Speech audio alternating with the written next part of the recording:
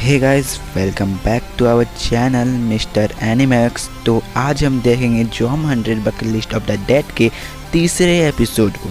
अगर आपने इसके पहले के एपिसोड के वीडियो को नहीं देखे हैं तो उसे ज़रूर देखिए, उनके लिंक आपको डिस्क्रिप्शन में मिल जाएंगे।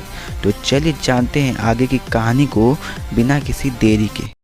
तो एपिसोड की शुरुआत एक क्लब से होती है जिसमें एक बच्ची रो रही थी क्योंकि उसके पेरेंट्स को ज़ॉम्बी ने मार दिया था और वो बहुत डरी हुई थी।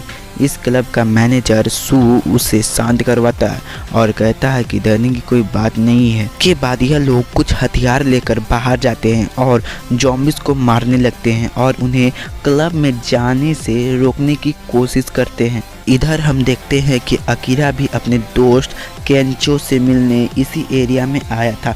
इसके बाद कहानी कुछ घंटों पीछे जाती है। अकीरा को अब काम पर नहीं जाना था तो वह अब किसी भी तरह की दाढ़ी रख सकता है। अकीरा अब मार्कर से अपने चेहरे पर दाढ़ी बना लेता है, पर उसमें वो अच्छा नहीं लगता है तो वह क्लीन से भी कर लेता है और बढ़िया दाढ़ी उगाने वाली लाइन को वह अपने लिस्ट में से काट देता है। अकीरा सोच ही रहा था कि आज के दिन उसे क्या करना चाहिए, तभी उसके मोबाइल में नोटिफिकेशन आता है। अकीरा देखता है कि उसे किसी ने मैसेज किया था, यानी शायद सिग्नल और इंटरनेट वापस आ गए थे।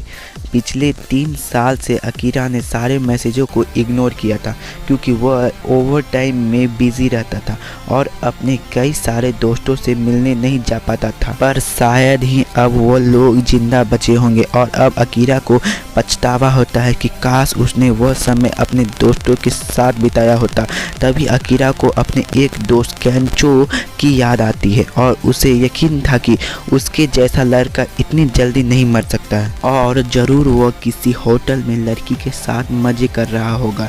दूसरी तरफ हम केंचो को देखते हैं कि जो कि सच में एक होटल में था लेकिन एक कमरे में फंस गया था क्योंकि बाहर ज़ॉम्बीज थे। केंचो ने 3 दिन से सिर्फ पानी पिया था और उसके कमरे में भी एक लड़की थी जो ज़ॉम्बी बन गई थी। अच्छी बात यह थी कि वह एक बैंडेज रूम में था तो उसने पहले से ही लड़की के हाथ और पैर में हथकड़ी से बांध दिए थे। भूख के कारण केंचो की हालत खराब हो गई थी और तभी उसे अपने कॉलेज के दिन याद आते हैं जहां अकीरा नाम का उसका एक दोस्त था जो उसके फालतू के जोक्स पर भी जोरों से हंसा करता था। और तभी केंचो के मोबाइल पर अकीरा का ही कॉल आ जाता है। उन्हें मिले हुए काफ़ी साल हो गए थे। अकीरा केंचो से पूछता है कि वह इस समय कहाँ है और वह उसे लेने आ रहा है।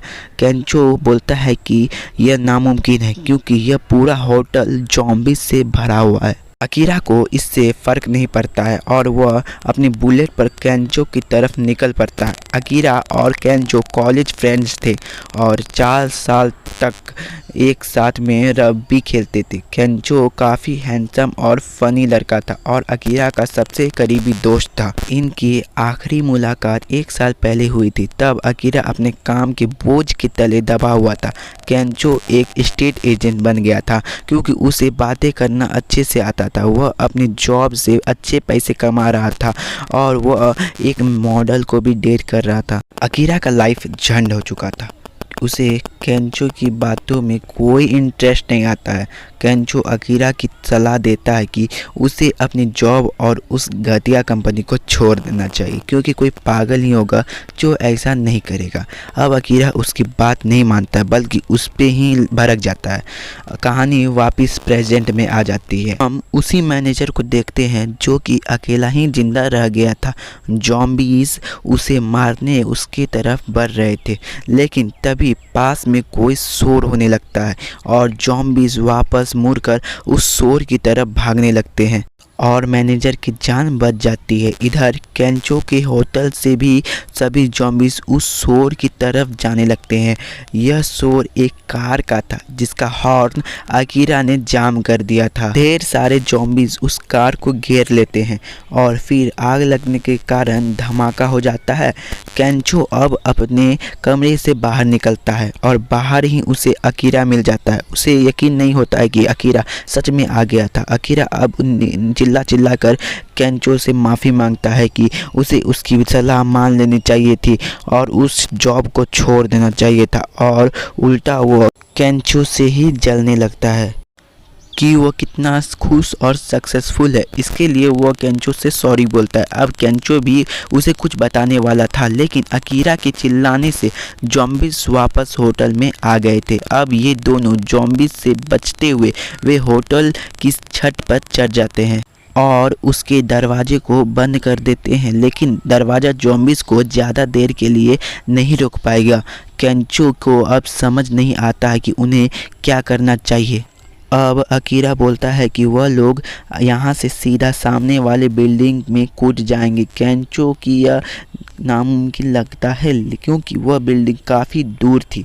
अकीरा कहता है कि यह तो कूदने पर ही पता चलेगा। इसके बाद अकीरा तेज़ी से दौड़कर जंप मारता है और उस दूसरी बिल्डिंग पे छत पे जाके गिर जाता है। अकीरा के फेस से खून गिरने लगता है, पर वह ठीक था। अब वह केंचो को भी जंप करने को कहता है, पर केंचो को डर लग रहा था। वह अकीरा से माफ़ी मांगते हुए कहता है कि उससे यह नहीं होगा, लेकिन मरने से पहले वह अकीरा को कुछ कहना चाहता है। असल में केंचो को भी अपनी जॉब पसंद नहीं थी। वह रोज़ अपने चेहरे पर स्माइल रख के लोगों से झूठ बोला करता था और उन्हें बुरे कॉन्ट्रैक्ट दिलवाता था ताकि उनकी कंपनी को फ़ायदा हो। मॉडल की डेट करना, बड़े बड़े लोगों से मिलना, इन सब कामों से उसे कभी भी खुशी नहीं मिलती थी। वह तो सिर्फ खुश होने का दिखावा कर रहा था। इसके लिए वह अभी अकीरा से माफ़ी मांगता है। केंचो आगे कहता है कि वह ऐसी जॉब करना चाहता था कि वह अपने क्लाइंट को हंसा सके। असल में वह एक स्टैंड अप कॉमेडियन बनना चाहता था, जिस पर अकीरा कहता है कि अपनी जॉब छोड़ दो, अभी अपने मन का काम करो। अब अकीरा की बात सुनकर केंचो को जोश आ जाता है और पीछे ज़ॉम्बीज भी दरवाज़ा तोड़कर अंदर आ गए थे। अब केंचो तेज़ी से भागकर जंप लगाता है और हवा में ही अपने सारे कपड़े निकालकर फेंक देता है।